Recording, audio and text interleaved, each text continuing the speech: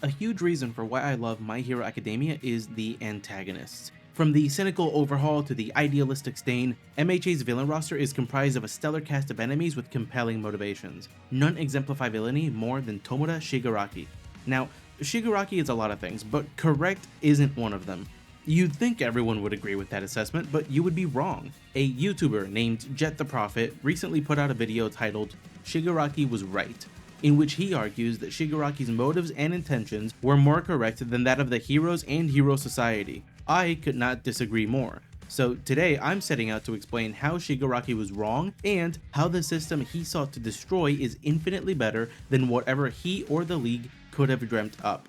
Mad respect to Jet for making such a controversial video, and this response is all in good fun. Spoiler warning for the entirety of My Hero, by the way. Let's begin.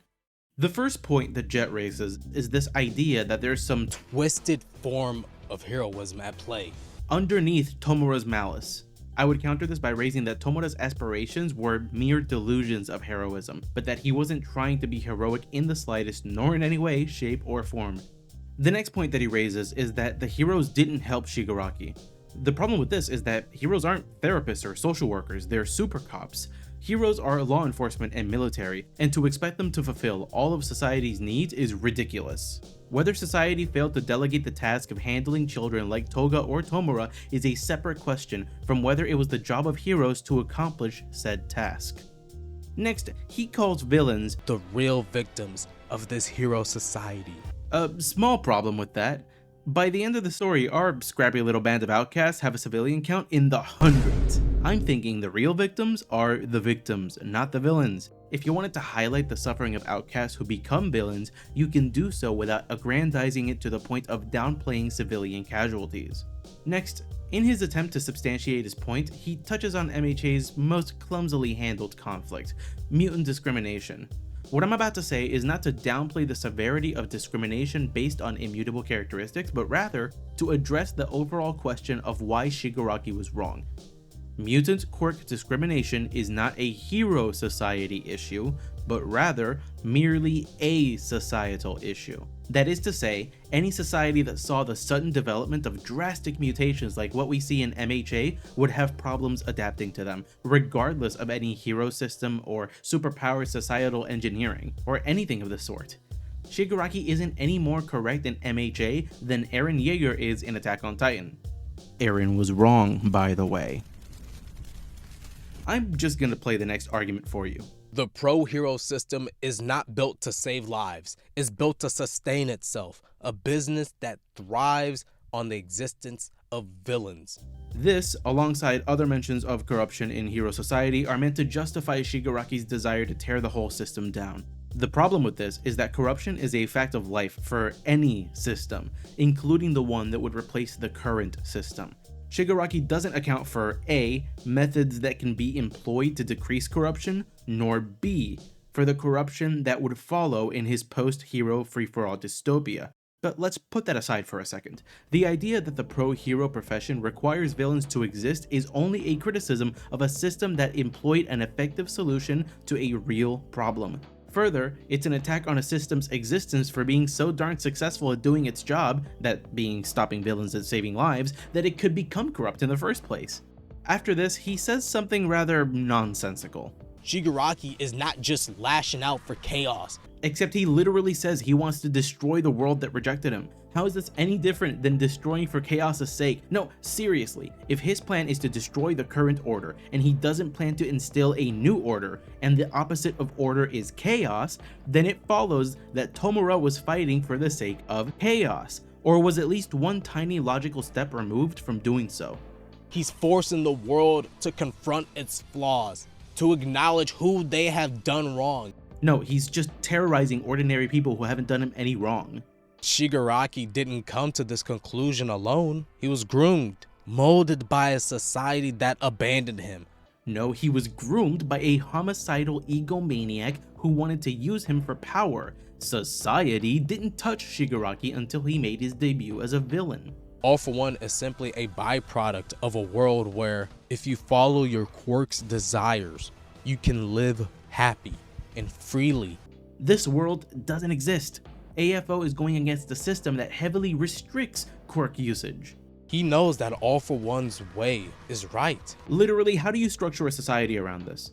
How do you account for people like Shigaraki who literally just want to destroy things because it's what their quirks drive them to want to do? How does your society last more than half a century like this? There's no prudence being practiced here, only untempered, naive idealism. Next, he mentions Labrava, Spinner, and Toga as people who slipped through the cracks of the hero system. The problem with this is that Labrava got rejected once by a boy she liked. He wasn't rejected by society. Spinner is a case of societal rejection of mutants, which we've already touched on. Toga is an issue of there not being a system in place to help kids like her fit in. Notice how Uraraka didn't fix the hero system, but rather she helped create a different system to help kids like her. But from his perspective, this world is too far gone for peaceful change. Tear it all down, start fresh. This time society will be forced to listen to the voices that they ignored. And replace it with what? A free-for-all society where people get to do whatever they want? Where children can stab each other in order to drink blood, where Tenko Shimura can destroy property whenever he feels like it, where Twice can stampede an entire town if his mental state decays too far. This is ridiculous. By the end of the story, Hero Society barely changes, and yet it's still a happy ending. Notice how people lost trust in Endeavor when his secret was outed. Very clearly, they do not idolize these heroes to the point of overlooking their heinous actions. Had anyone found out about Dabi or Shoto before Dabi outed him, they would have reacted much the same. What Shigaraki proposes is the equivalent of destroying the concept of marriage and families so that we can keep husbands from being their wives. Give me a break. Shigaraki, Toga, Twice, Dabi are expected to lie down and die and roll with society and everybody else. First of all, this doesn't even apply to Dabi. People were on his side the second the truth about Endeavor was revealed, as far as his hidden misdeeds were concerned. Second, this is the fault of superheroes. How? This warrants destroying everything. How? Even the darkest villains were once victims, and that's why Shigaraki is right. What? Shigaraki is right because homicidal maniacs have understandable reasons for becoming homicidal maniacs? Because that's what you're saying. Tomura Shigaraki is perfectly capable of choosing not to murder and destroy, but he does it anyway. What of the people he victimizes? What of the damage he causes? Does it not make more sense to target those who create victims rather than letting prior victims who are too emotionally invested in radical change and are too psychologically compromised to think rationally, literally the entire League of Villains is proof of this, destroy everything to build anew? Even if you're correct that Shigaraki made good points about the flaws of society, it doesn't make his desire to destroy everything any more valid, especially because of how abundantly clear he is that he doesn't care about rebuilding what comes next. To borrow your phrasing, Jet, the darkest villains create victims. Let's not validate homicidal maniacs bent on destruction. It never ends well. Let me know what you think in the comments below. Like the video, subscribe, ring the bell, you know the drill. If you want to hang out with Catholics like me, even if you're not quite Catholic yourself, check out the Catholic Diocese of Discord and tell them I sent you. Thanks for watching, and I hope you have a blessed rest of your day.